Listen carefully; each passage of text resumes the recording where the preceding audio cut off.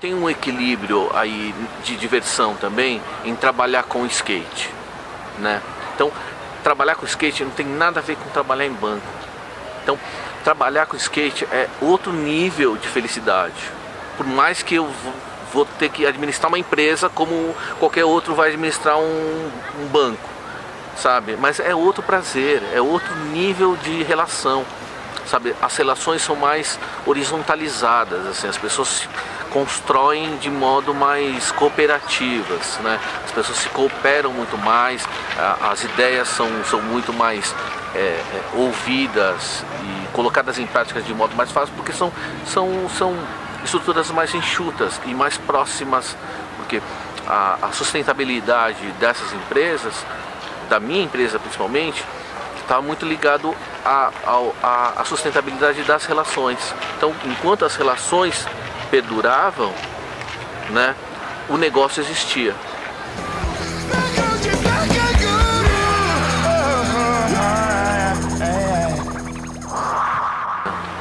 Era independente do dinheiro, sabe? Porque muitos dos nossos patrocinados profissionais e tal, alguns faziam mais pelo amor do que pelo dinheiro, cara.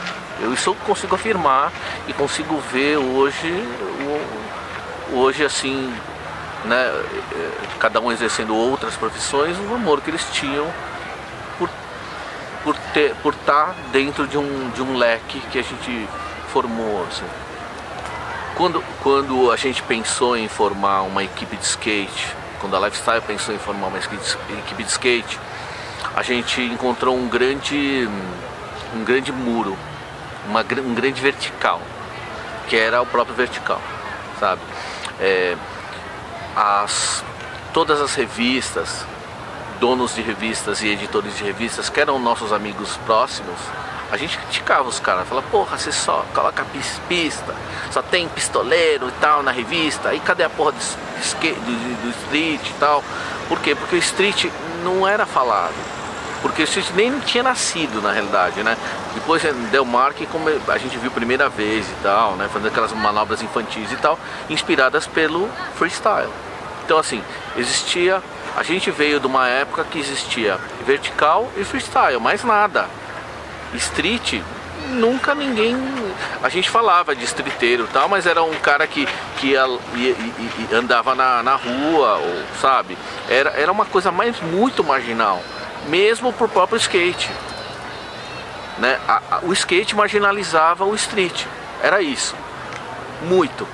Então, o que a Lifestyle fez, o que nós pensamos em fazer na época, foi incluir o street dentro da modalidade de skate. Mas é o que você falou, descriminalizar. Descriminalizar mesmo, descriminalizar o fato de andar na rua, né? Então a gente fez esse trabalho de inclusão do street pra cá. Mas como? Eu me lembro muito bem de ter brincado com o Girão, né? Girão trabalhava no Overall e ele era editor do Skate News, e eu pegava e falava pra ele assim, brincando, e falava assim, cara, eu acho que era época de Copa Itaú.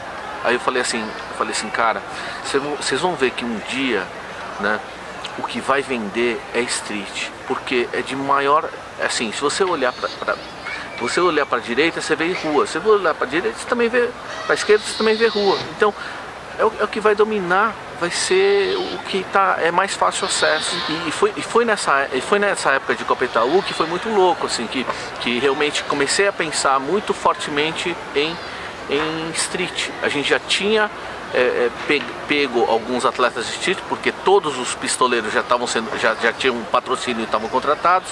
Então, o que sobrou pra gente, né? Vamos pegar os streeteiros. Só que a gente ia pra quê? Pra quem tinha lifestyle. Então, quem tinha atitude, quem tinha boa postura, quem era divertido, quem andava e transmitia essa diversão, era o que a gente queria. A gente teve duas fases, né? Era a fase da diversão, lifestyle, né, atitude, vamos se divertir, não importa ganhar campeonato, vamos rolar de riff. foda-se, era mais assim. Só que ganhava campeonato, só que se divertia pra caralho, só que todo mundo queria colar na banca porque era legal. Então era isso que era gostoso de formar um time tão alegre e tão irreverente assim, que era a cara do skate, era a cara da marca na minha época.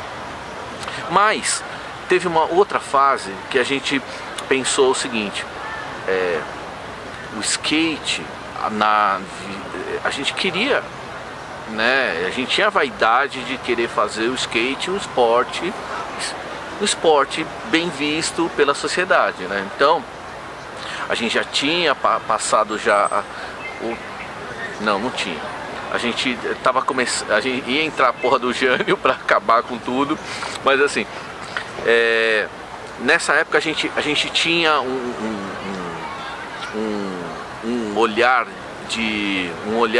das pessoas que nós éramos marginais, assim, tudo maconheiro, tudo vagabundo, tal. E aí foi aonde a gente tentou colocar alguns elementos para dar uma saneada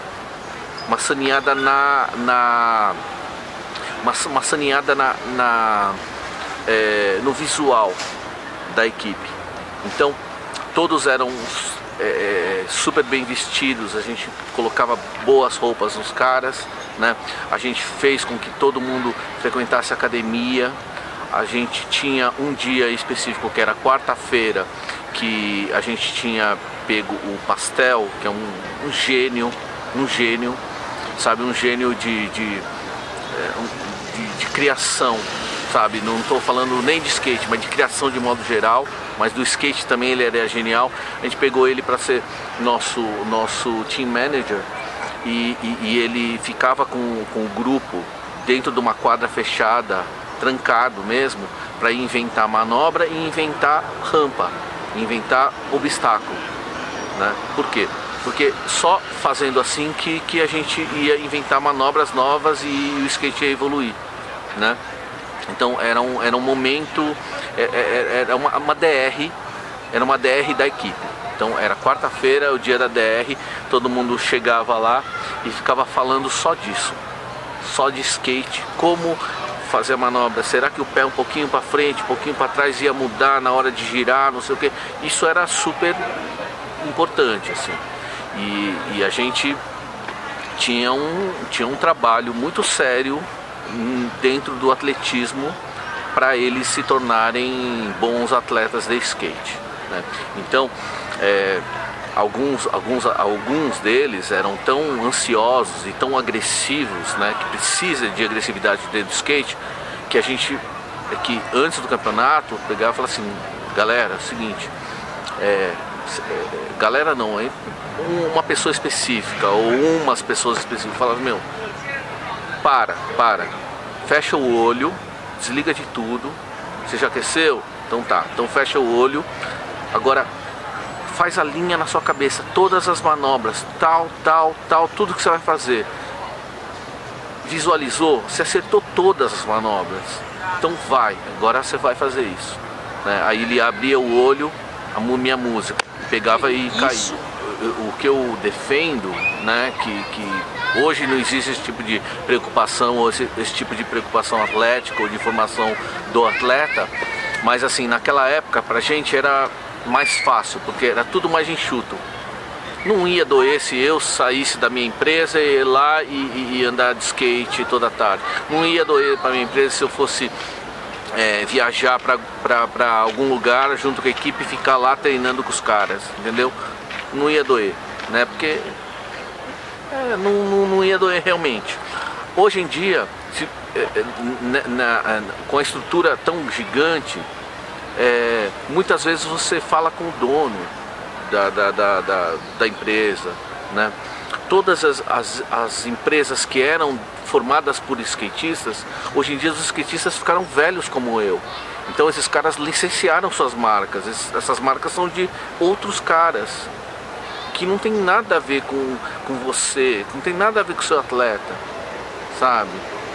Então é o que eu falo, que negócio, mas assim, o legal daquela época é que, sem saudosismos, tá? Mas realmente uma coisa muito legal daquela época era essa coisa da sustentabilidade das relações. O que sustentava o mercado era a sustentabilidade das relações.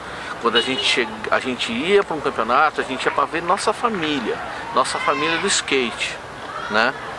Então era isso que é um puta de um tesão, entendeu? Era um tesão, assim.